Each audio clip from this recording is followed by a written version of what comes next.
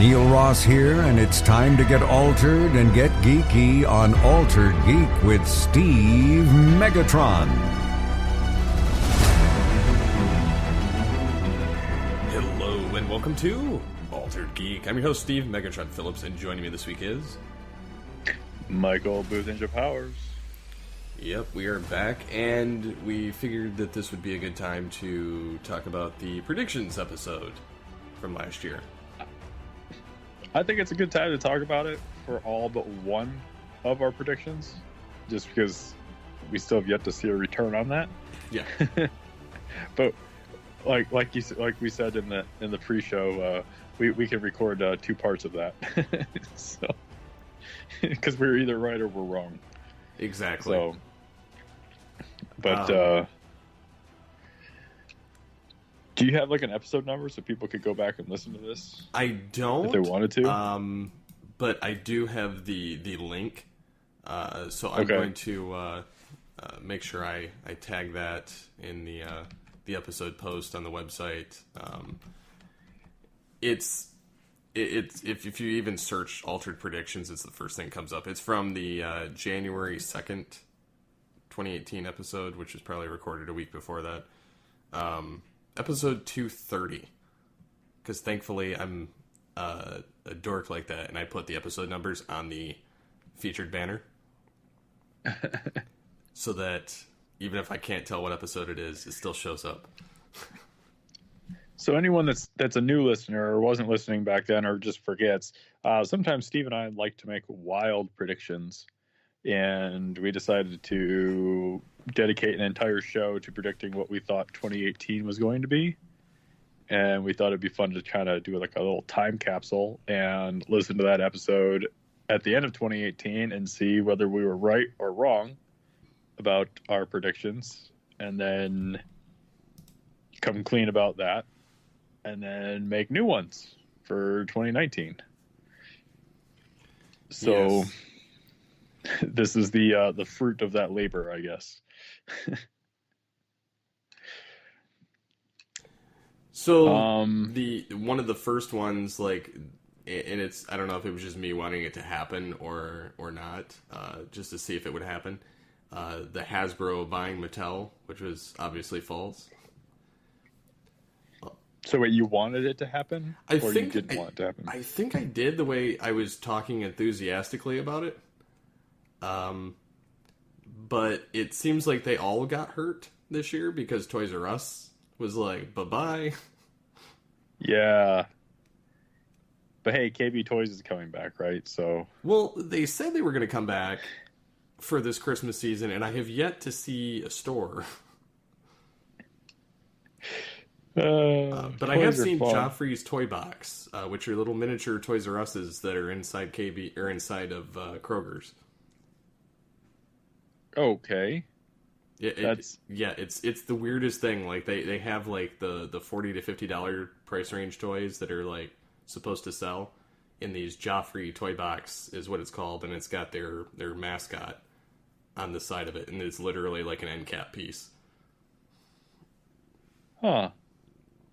I don't really go into a Kroger too much anymore, so I haven't seen one, but I also haven't heard of this. So that's interesting. Yeah, it's really strange. I was like, okay, we're going to bring back Toys R Us as like a mini kiosk at the end of an end cap in the store. Okay, so this isn't the comeback that they were talking about with Toys R Us a couple months ago, is it? I think it is. At least for now. Oh, okay. I'm like, this is, I mean, granted, they just recently released information about giving out a severance package finally to everyone that got canned. But, 6 months later, I guess it's better than nothing, but... True. But, yeah, so they're doing these little mini kiosk things, and, yeah, like I said, I have yet to see a KB pop up anywhere. All right, so we were wrong about Hasbro buying Mattel. Yes. Okay. So the next one on the list, though, I feel like I don't know. I could be wrong. Maybe it's like because we're so far into it being like a thing, this next part having come true, But I feel like this was a gimme, like when we made the prediction for some reason. But maybe I'm wrong. I don't know. That is, you predicted that AT&T would buy TimeWarner. Yeah. And I'm going to be honest with you. I don't remember the state of the media sphere. I can't recall the state of the media sphere like 12 months ago. So I can't remember if there were already rumblings of such a thing, and that's why we brought it up, or there must have been rumblings though, because we wouldn't have brought that up out of nowhere. There were in 2016, in October of 2016, there were rumblings of AT&T buying Time Warner for $85 billion in like that in stock or something like that. And then something got blocked and fell through or something. Okay. And then it finally, took place. So yeah,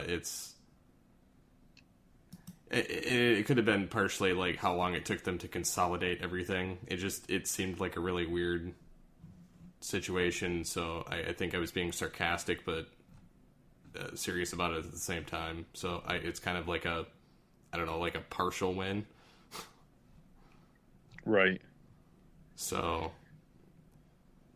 because it was supposed to close somewhere in like 2017 or something, and then there was a lot of legal back and forth or something. Basically, like what happened with Fox and Disney. So, right. Okay. Has anything good come out of that yet? I don't feel like anything's good come out of that. Nothing that I can see. I know that they consolidated a lot of the different Warner media companies into different companies and renamed a lot of things and further consolidated things, but I'm not entirely sure what's going on with the entire scope of things. I do know that this is kind of the funny thing. I was having a conversation about Batman TV rights, of why they can't show Batman on TV. And we were having this conversation on Twitter, and I don't know if you'd seen it or not. No. But I was really getting irritated with the fact that they keep doing like all these other shows on CW, and then they mentioned Batman left and right, but never actually show him. And they mentioned in the Elseworlds crossover information of why he hasn't been seen in the Arrowverse, because he just miraculously is missing or gone or for whatever reason. I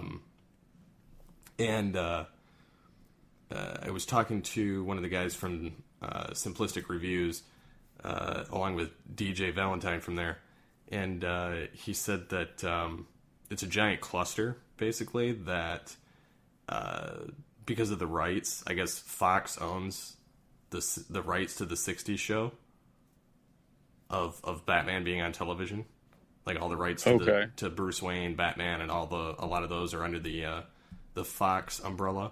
And WB owns the Batman characters, so it makes it kind of a crazy situation. And I mentioned that, that explains why I'd kind of heard something like that before. And it's interesting because AT&T, now that they own WB and Batman, and Disney owning Fox, is we could see a rights swap between companies at some point for their properties held by the other. So like AT&T has like in one of their subsidiaries of Warner Brothers, the rights to the Star Wars films, and Disney technically through Fox has the rights to Batman on television.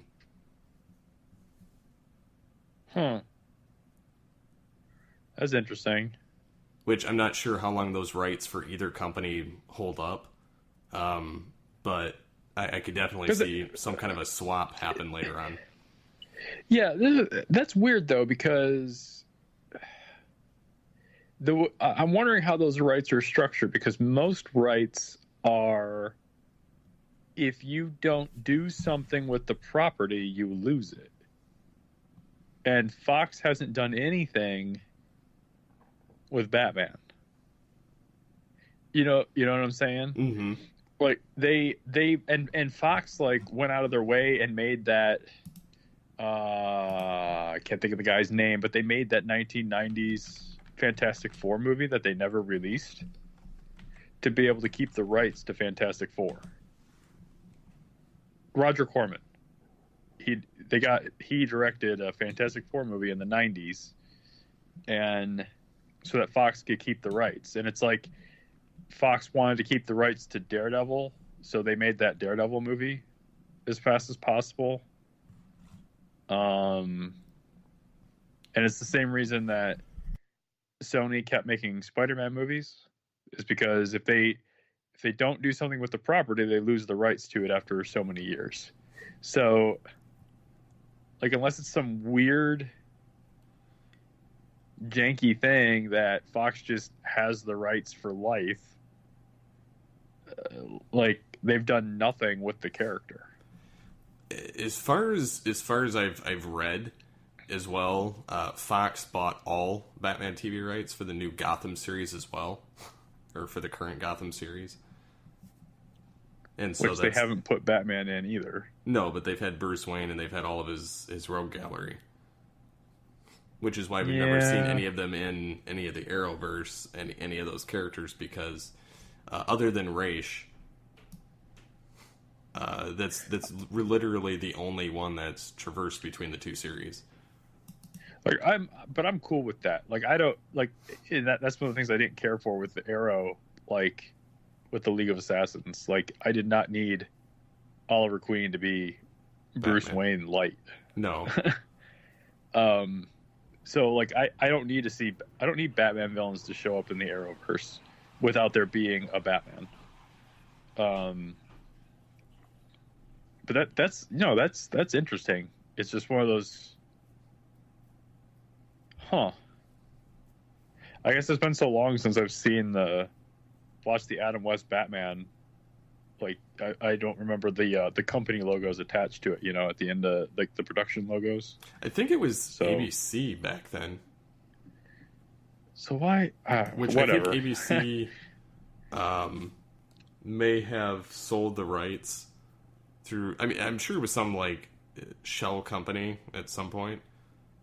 Okay. But I know that the original '60s Batman did appear on the ABC TV network. Okay. Originally, and then they sold. I guess something happened with the rights to that, and Warner Brothers kind of. I don't know. It's a really weird, sticky situation with Batman on television, anyway. Because I guess they made like ABC made a deal with 20th Century Fox to produce the show of the Batman show back in the 60s. So it was kind of a weird situation back then, even.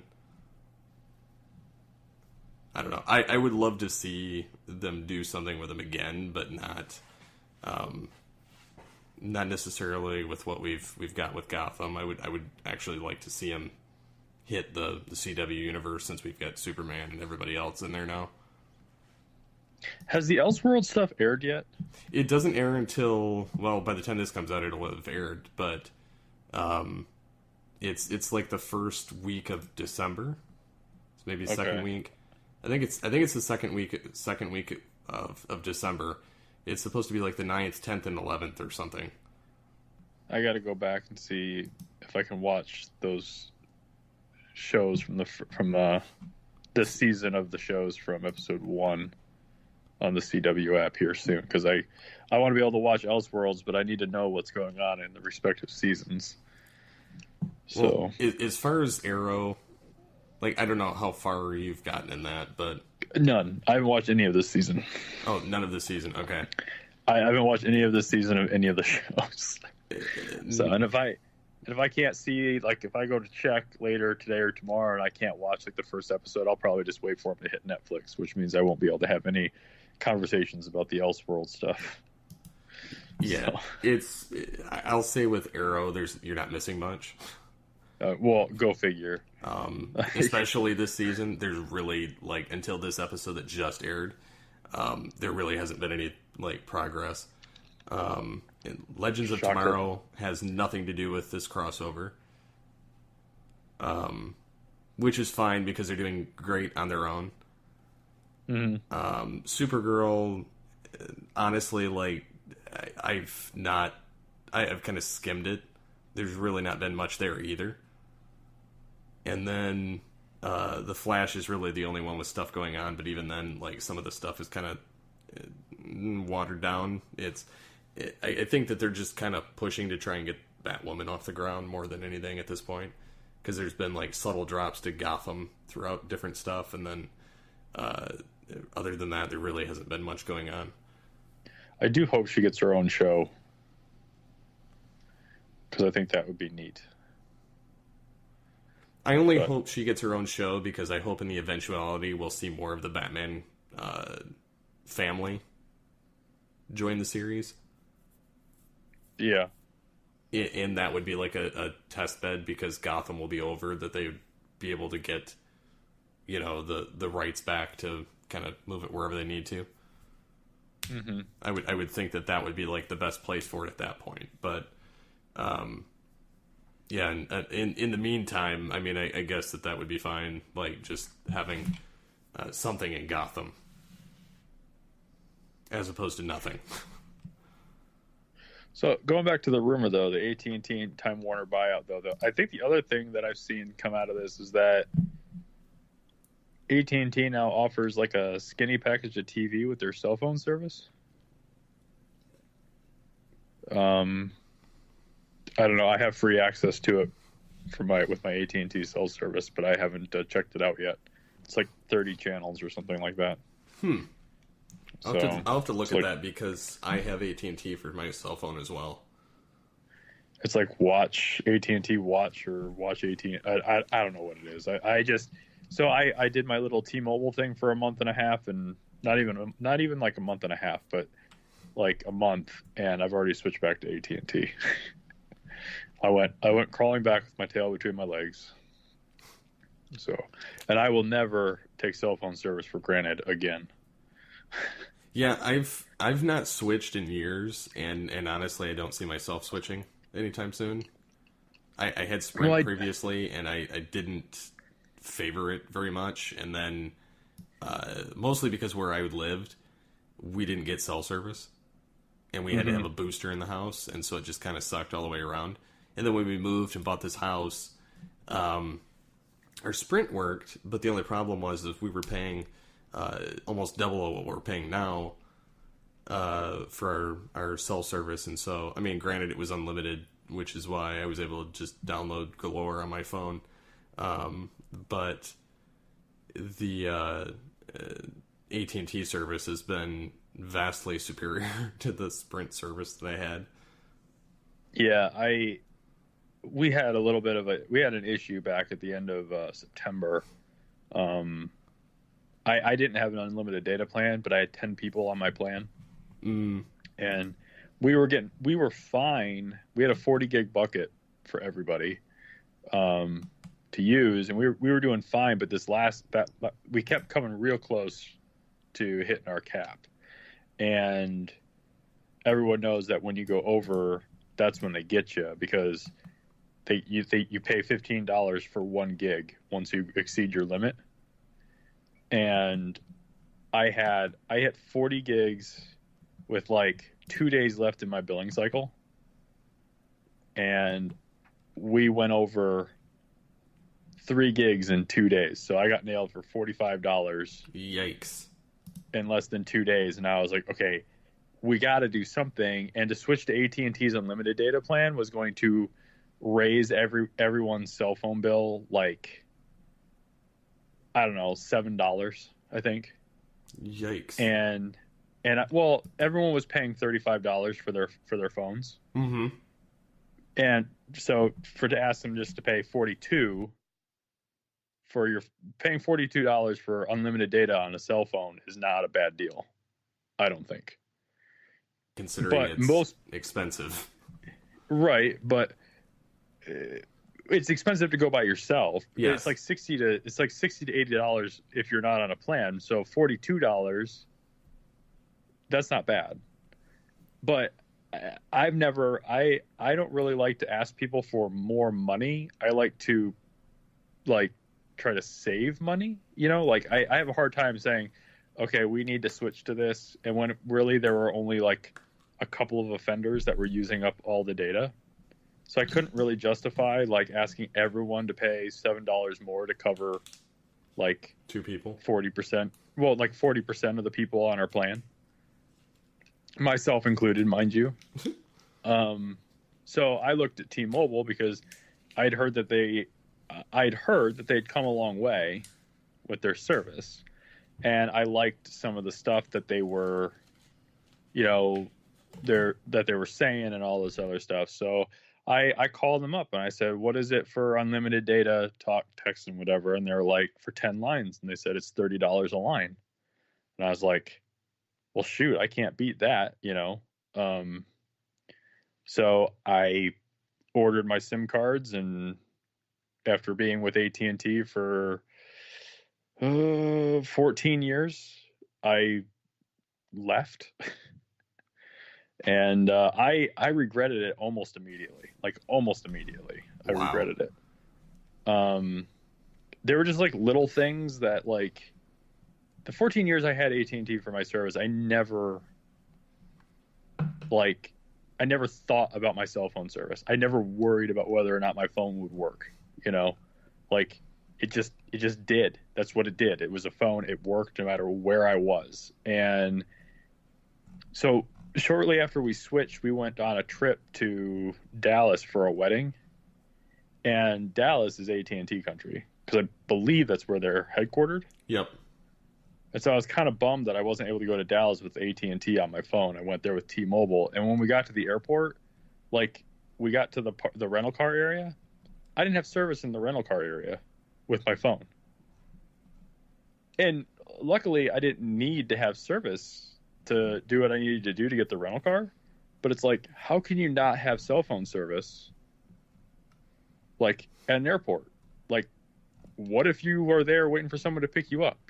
Like, you'd think you'd at least have it there. But so it's just like little things like that. It just kind of started adding up. And then I noticed like the stretch of road. There's a stretch of road in Ohio. Like when I go back to Michigan, you literally just drove it. But like when I had T-Mobile, I made that drive like 4 times, and I would notice I would literally hit dead spots in cell phone coverage in 2018.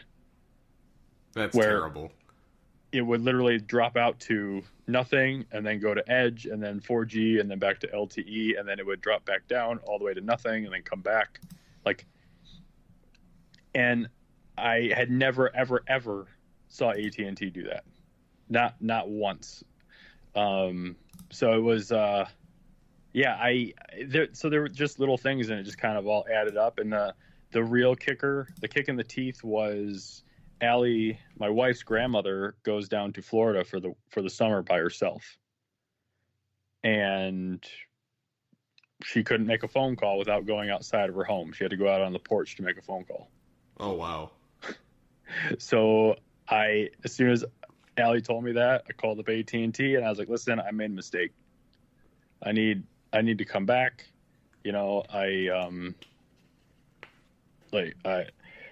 I get why they charge more now, basically, and you're paying for that peace of mind, I guess, that you actually have service when you need service. Paying the premium for good reason. Yeah, and I just, I guess, like I said, I took it for granted, and I didn't realize I had taken it for granted. So, but yeah. So okay, AT&T buys TimeWarner. That was the second prediction. Yep. The next one, I feel like it's twofold. I feel like we were half right on this one. Well, no, I feel like there were 3 different predictions on this. Okay. We were talking about Fantastic Four. We talked about maybe hearing about a theatrical release, which there was nothing, right? Nope. Mostly because the Disney buying Fox deal was only solidified like this past summer. Pretty much. right? Like spring, summer, like too late to actually do anything like this year, right? So no movie announcements for Fantastic Four, and we also talked about there being like a Netflix announcement for the series, because that would give them more room to flesh out the family drama of the Fantastic Four. Completely off base on that one, mainly because, well, all the Marvel stuff seems to be leaving Netflix. You also put I don't remember hearing this in the podcast when I re-listened to it today, like a comic revival for Fantastic Four. But I think they did relaunch the comic. They did, and that's kind of why I put that in there. We didn't have anything about it, but I remembered that Marvel did revive the comic book.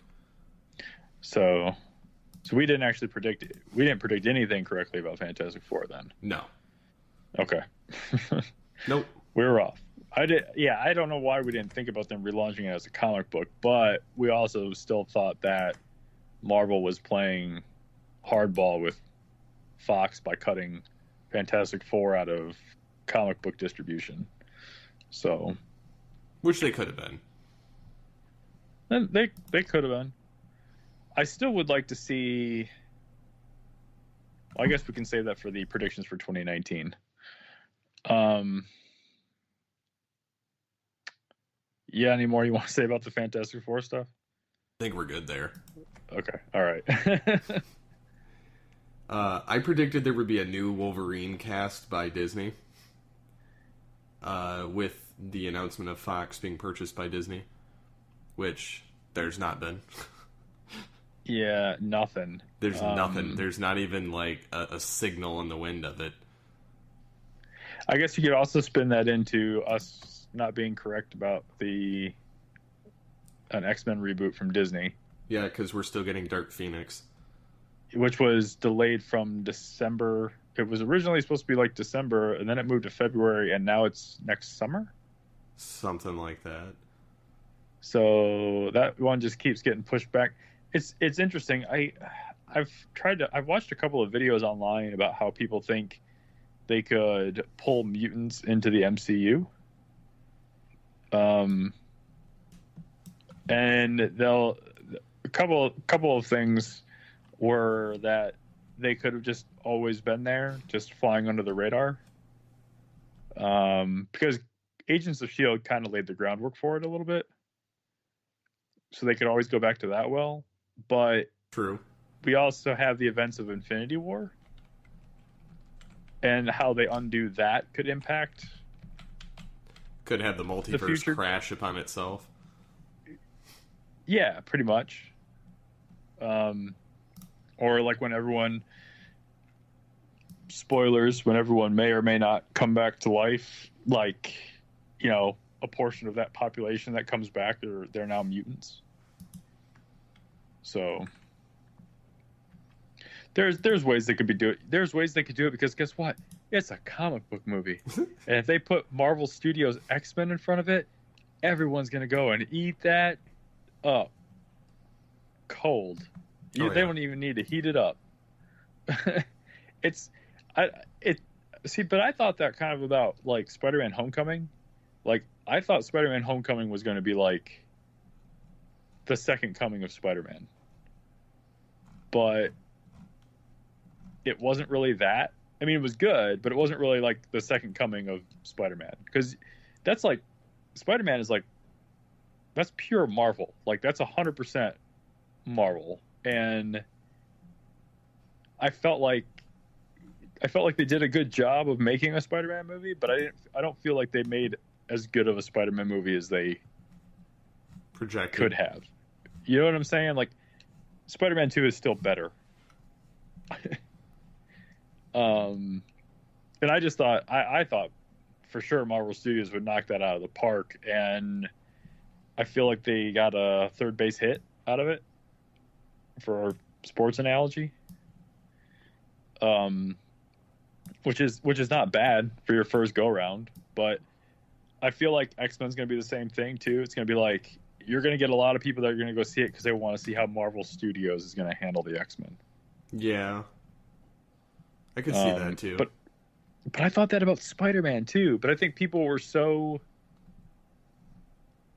I don't know. Do you think? I don't see. I feel like that's kind of where we're hitting like the fatigue of the superhero movie, because technically I'm sure a lot of the people were that look-in audience that are going to go see every Marvel Studios movie, but I'm sure there were a number of people that were turned off by a third Spider-Man. I could definitely see that. So I'm wondering, like, because we've changed him more than we have Batman in the last few years. Although if the Matt Reeves one gets off the ground, that's going to be a totally different subject. Well, let's look at it this way. They've had two people have played Batman in the time it took for 3 people to play Spider-Man. Is that right? Because the first Spider-Man was 2002, but Bale didn't take over until 2005. And then Holland took over before. Was Civil War before We had Batman v Garfield. Superman? We had Garfield before that. Right. But was Holland before Batman v Superman or after? After. Like Civil War. Civil War was. Civil War was before, or it was before Justice League. Anyway. Why can't I remember this? I feel like Civil War and Batman v Superman were the same year. I feel like they were both 2016. I'm going to check. Captain America 2016. And then Batman. Batman v Superman is 2015, isn't it? It is 2016. Came out same year. But one So, came out first. Did Batman v Superman come out first? Mm-hmm. Okay, well, so then technically, okay, so yeah, they had 2 Batman in the same time frame as 3 Spider-Mans. Pretty much. Which is kind of sad. I don't know. Do you think the same? I'm wondering now if like the same fate will follow X-Men, but I think it depends on what characters they put in the first X-Men movie. Like, if they do Wolverine, like we think that they're going to have to, I think people are going to want to see how the new Wolverine does. You know what I'm saying? Like, if they want it to be a smash across the board, I think you have to put Wolverine in the first movie. I think that they almost need Wolverine in the first one, just because we've already seen 2 renditions of half the characters, either in their old or young version. And I think you just need to get it out of the way. You need to rip that Band-Aid off. Mm-hmm. Because it's like, who's going to replace Hugh Jackman? No one's going to be good enough to replace Hugh Jackman as Wolverine. So you just have to do it. It's like Robert Downey Jr.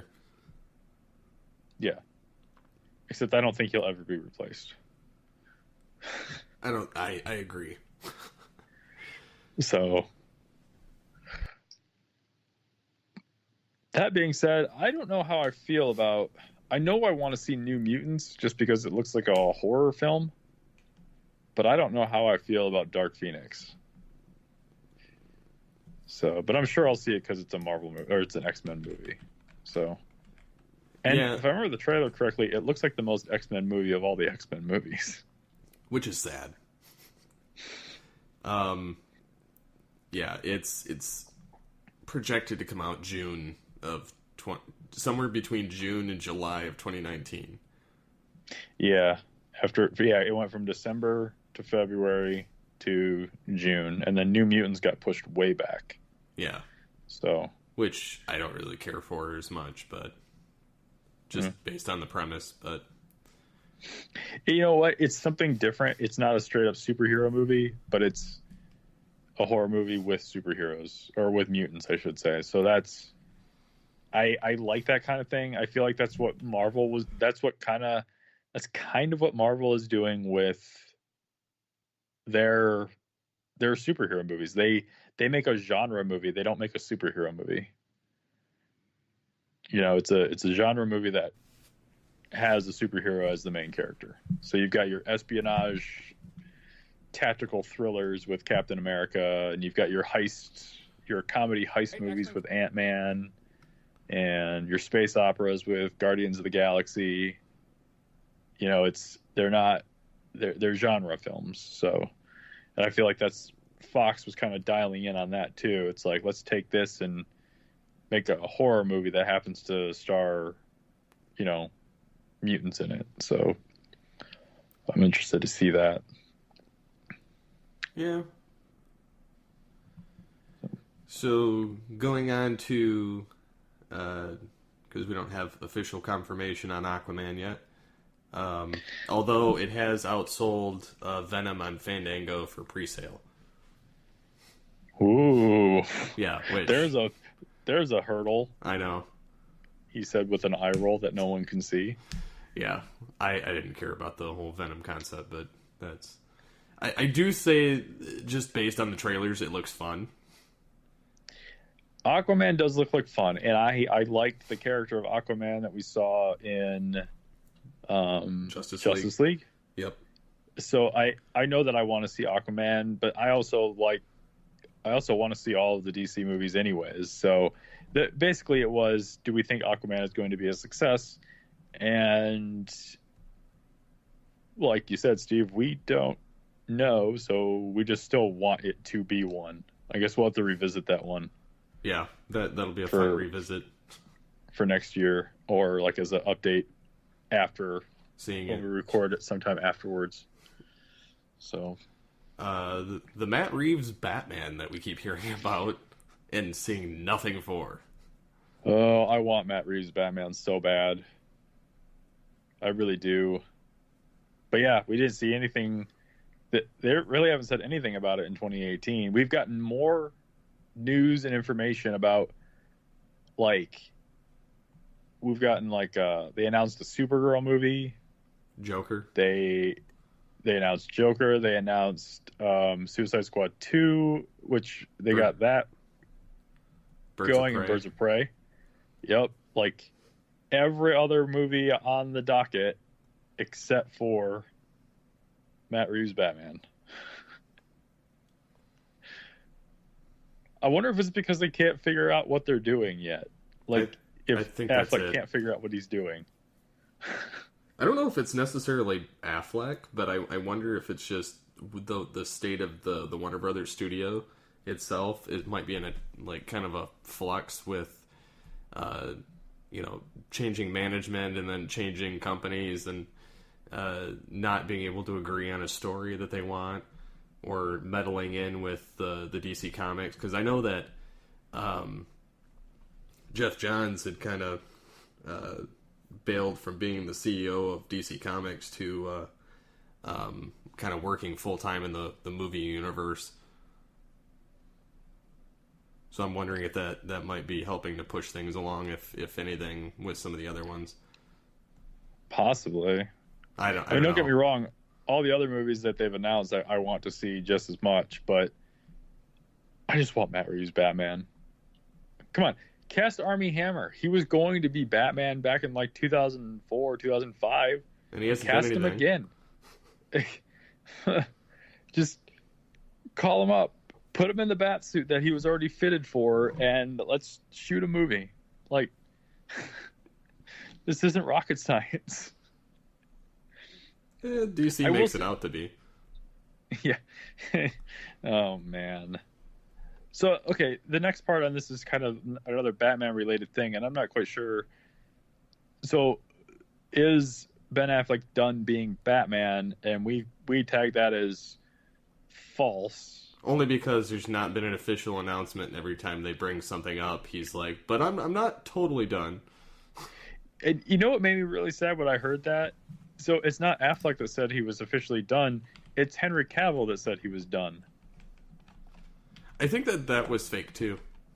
You think it was fake, too? I think so. Man, this is just so... They don't need to be doing this stuff. That's kind of way... I see a lot of comments about, them having certain actors quit.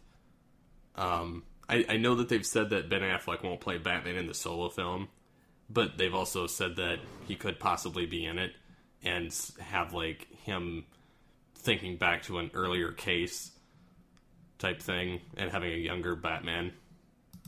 Mm-hmm. Almost kind of akin to what they want to do with the Die Hard movie.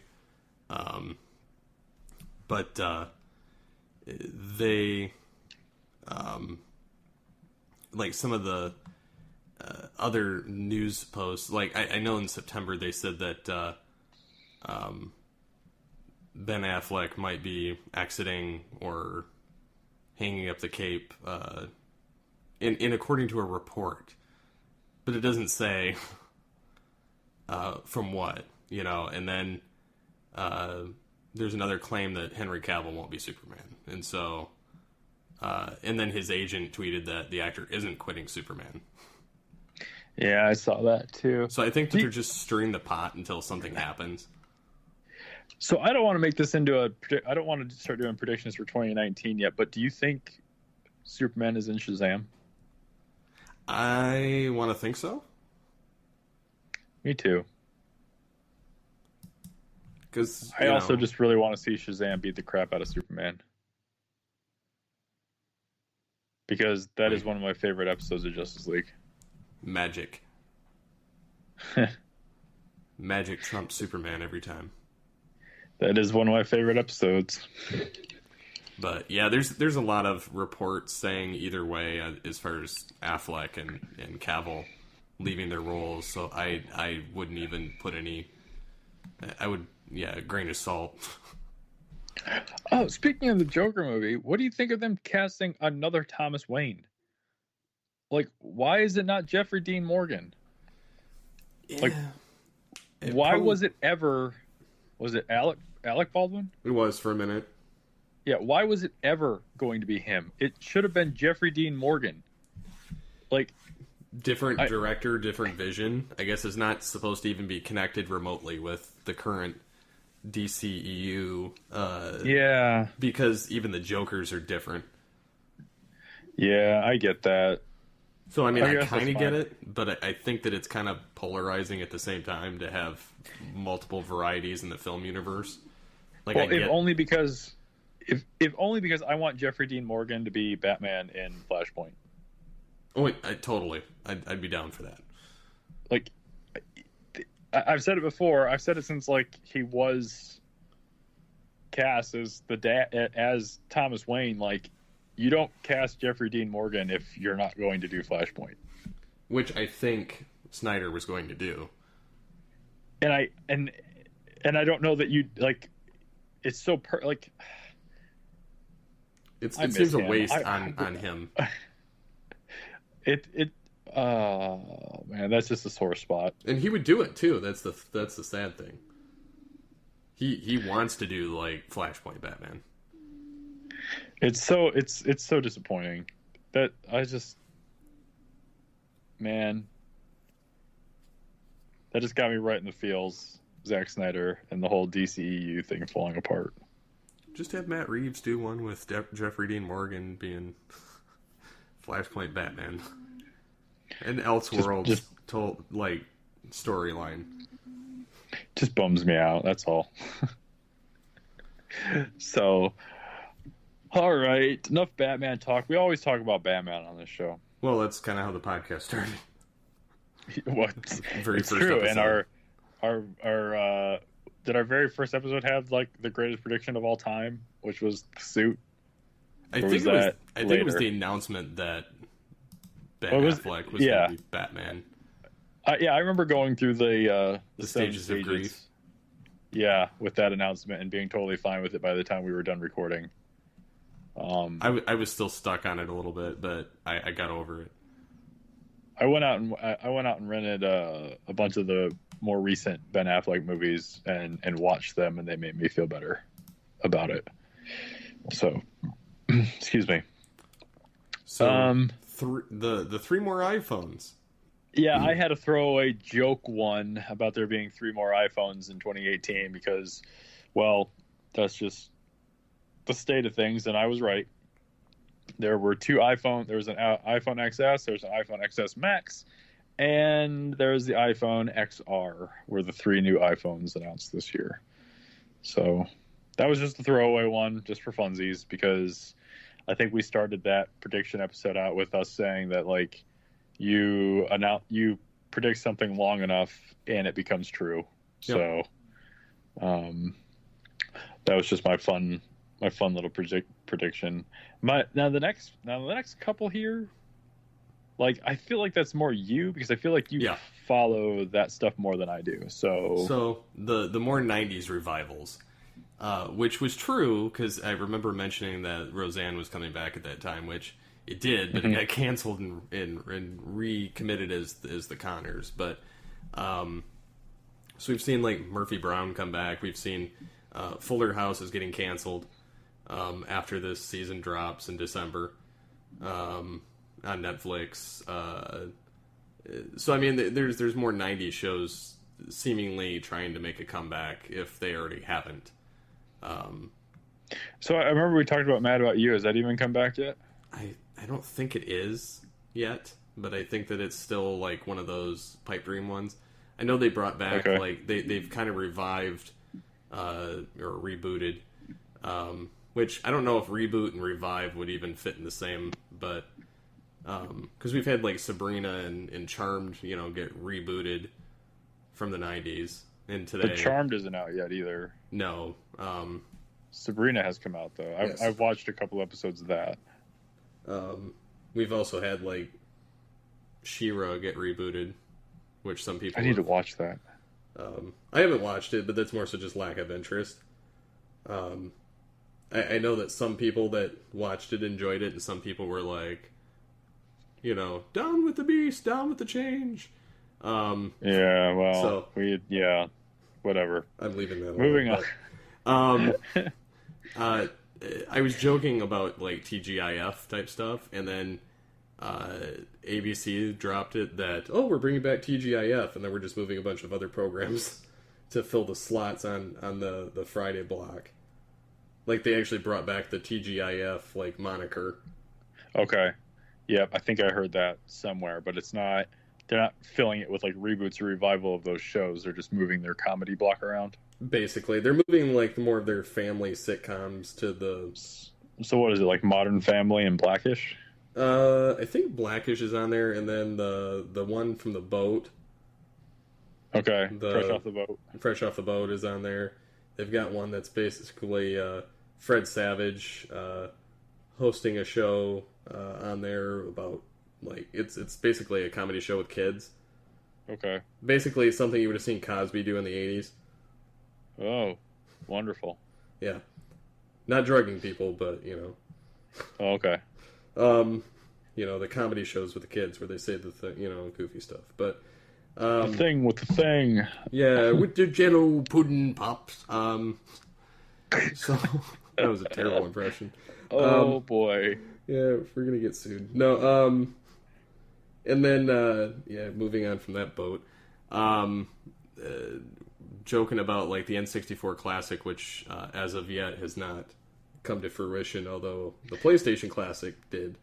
So, funny thing about that N64 Classic, because we just made that prediction based off of the fact that they did the NES the year before, and then the SNES, and the NES is now widely available. I've seen it at a couple of places. They reissued that, but I saw the funniest tweet regarding the N64. It was by a guy named Chris Kohler, who does the Retronauts podcast that I listen to. Yeah.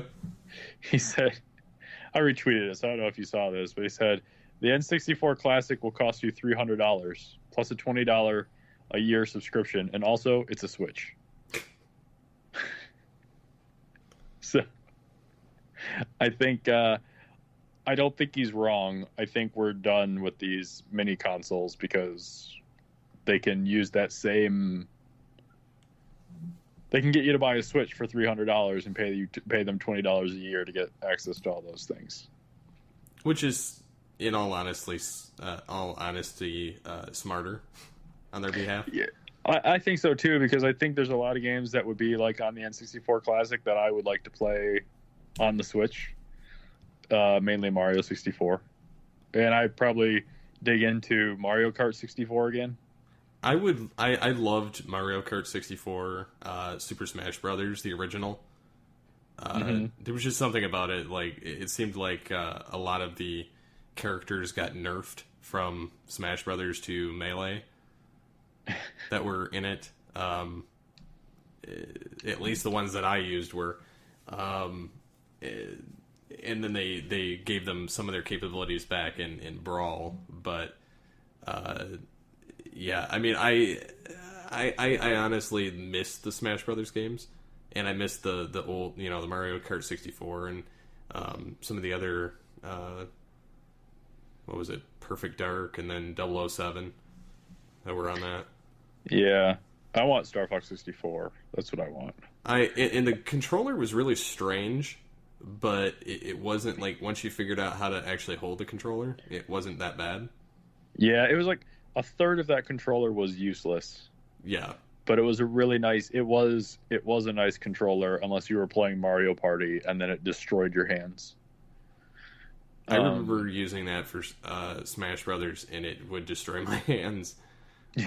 Playing that, I also remember playing for like 12 hours straight or something, and because my friends because he owned it, he was better than I was at the game, and so I was like, I'm not going to be destroyed, and so like they all fell asleep, and I just kept playing until I like passed out. But yeah, I love the N64. I have great memories of it. So I really enjoyed the N64. I liked the SNES, and then I liked the GameCube after that, and then I kind of liked the Wii. I was like, I don't know. Although I did invest in the Virtual Console when I had that. So. Yeah. See, I was always a Nintendo guy. I had a Game Gear. That was the only non-Nintendo system I ever had until the PlayStation. But like, I was a diehard Nintendo guy, and it seemed like every generation of Nintendo console, like I got fewer and fewer games for it because there was less and less that interest me. Like, I definitely only had like maybe 5 games for the GameCube. Mm-hmm. Like, maybe. I think I had Metroid. I had Metroid Prime. I had Smash. I had Crazy Taxi. Pikmin. And I'm scratching my head trying to think of a 5th game. Like, it just got they just started, getting buried by like the PlayStation and the PlayStation 2. And I had both, so it was like clearly buying more games for one system over the other. But I always feel bad. Like I had a Wii, but I only had maybe 5 games for that too. I had Wii Sports and the Metroid Prime trilogy, which I never played. And I think that's all I ever had. I never got yeah, I got Wii Sport, and it came with Wii Sports. So that tells you how many games I actually bought for the freaking thing. And then the Switch, I had the Wii U. I bought more games for the Wii U than I did for the Wii. But now I have the Switch, and I don't even play that. Just put it in the dock, let it charge up, take it out of the dock, set it on my entertainment center, and let it discharge. But no, I love Mario Kart. I have Mario Kart on the Switch, Mario Kart 8. I played the Mario Kart on my SNES Classic, and I'd play the crap out of some Mario Kart 64. So I hope those games show up somewhere. Either maybe they do the Classic again, but maybe they also just put them on the Switch. I don't know, but as long as they do something with those games, I'm all for it. Yeah, I'd definitely be up for some more of that. Those old retro games. That would be about the only way I would get back into getting those consoles, is having the ability to get the games again that way.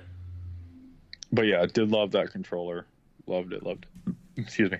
I used to do this weird thing because there was you could do 4-player split screen in Star Fox 64, and it was just 4v4, or I remember when doing that in like 007.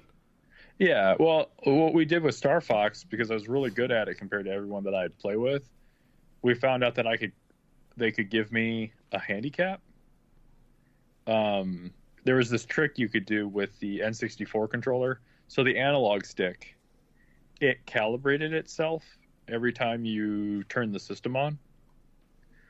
So if you unplug, or every time you plugged the controller in. So if you unplugged the controller and held the stick to the left, say, and you plugged it in, like, left would be like null, like it wouldn't do anything. So you would only have the directions of up, down, left, and right, or up, down, right, up, down, and right. So you couldn't turn left. And so I would give myself, like, they'd be like, okay, we're gonna unplug your controller, and you have to hold, like, some direction on the stick, and then they would plug it back in, and I wouldn't be able to move in that direction the entire time. I didn't even know you could do that. So they primarily used it so, like, if you flew low to the ground in Star Fox 64, you didn't show up on the radar. So they would always have it so, like, I would be forced to fly in the air. Like, I couldn't go down. I could only go up. So, but yeah, you could just do fun little things like that. So, yeah, bring on that N64 classic. Yeah. So, the next one was your No Infamous 3. Did I make that? Did I miss it? Did I make a prediction that there would be no Infamous 3? Was that, like, so, right at the end? Yeah. Okay. I looked, and I believe that was true, that there wasn't one. Yeah, there isn't, but I feel like I would have made the prediction that there was an Infamous 3 announcement. But either way, there was no talk of Infamous 3 this year, and I am a sad panda for it.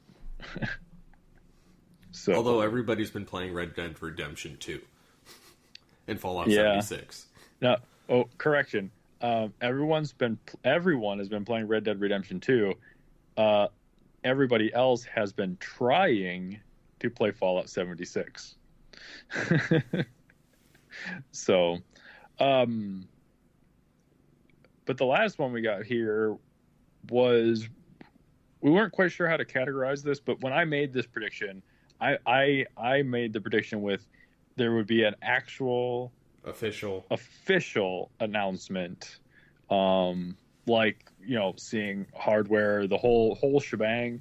But I said that sometime in 2018, we would get an announcement of the PlayStation 5, which has not happened. I don't think not officially. No, not officially. And we're recording this on November 20th. I don't really think, with 40 days left in the calendar year, give or take a day or two, that they're going to announce the PlayStation 5, given that Sony has canceled their PlayStation experience for this year. So, yeah, I'm bummed, but if we do, like, when we do our prediction episode for 2019, I'm going to throw this in there. I'll throw it in here now, but I'm going to put it in there again too. I'm still beating that drum, man. There are a lot of people that think it's 2020. I think it's next year. I don't know. It feels right. It's like, it's time. PlayStation 4 was 5 years old. Turns 5 this year. This past, like, last week, it turned 5 years old. Wow. And it's getting long in the tooth, but again, though, like, it's weird. Like, you're still seeing amazing looking games and what developers are able to do with the hardware and stuff like that. So it's not like it was it's not like the 8 and 9 years or 7 and 8 years that the Xbox 360 and the PS3 were around. But I don't think the manufacturers want to let it get that way again. Because that did more harm than good for video games. So I suspect there will be an announcement next year. I'm 90% sure there will be an announcement next year. I'm going to do the dumb thing and say there's a 50-50 shot that will also be released next November.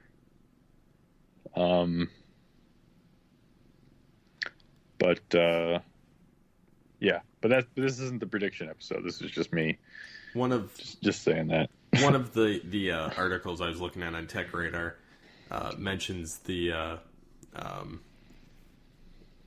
whole thing about the life cycles too, but they're saying that more than likely the introduction of it will be at the end of 2019. And Microsoft has the Xbox 2 codenamed Xbox Scarlet, which is slated for 2020. So I'm guessing that they'll try and push theirs out before Microsoft. Well, I mean, if anything, it could end up being like 2013 was, where they release a week apart from each other. Could be. But I just think that, I don't know. If it's not coming out if they're not releasing the hardware next year, I don't think we'll get an announcement of the hardware until 2020. Like and I know that's like, I'm making a prediction like 2 years out now, but it's like at a certain point you want to announce new hardware, but you don't want to cut into your profits. Which is why they haven't officially announced anything yet. Right. And so it's one of those things like, you wouldn't announce it now because you've got Black Friday coming up where people are going to be buying consoles, and you don't want people to all of a sudden stop because you're going to have new hardware 12 months from now. But Sony isn't going to E3 now next year either. Oh, wow. So there's they're going to do something next year, and I really feel like it's going to be some type of a prediction, or it's going to be some type of an announcement of new hardware with stuff to show for it. But again, they're not going to